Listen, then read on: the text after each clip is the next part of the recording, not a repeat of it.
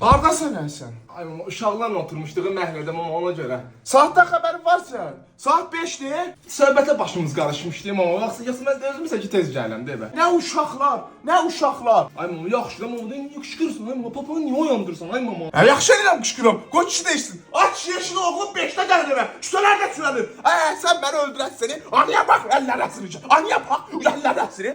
Qız istəməyə gedəndə sən hansı nailiyyətin var? Deyim, Həsən kimi tumolarla, Qəşəm kimi tumolarla bütün günü şəhərdə sürənirsən. Saat 5-deyə 5. Evə gəlmək vaxtıdır bu. Ay mama, yaxşı da mama da Allah'ın da olsun, bundan sonra gəlməyəcəm. Bizə nə var? Gəlib bu açarı götür. Sən canını bu vəziyyətə qoydun. Sən saat 5-də evə gəlməyəsən ay oğul.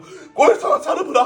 Çıxıb cəhənnəm olursan evdən. Yaxşı, şişə bu tərəfdən mazı gibi oturur. Sən bu tərəfdən yaşamlayacaqsınız bu həyatda. Yaşamlayacaqsınız. Ananı sən, ananı. Bədbəxt eləmişsən ay oğulu, bədbəxt.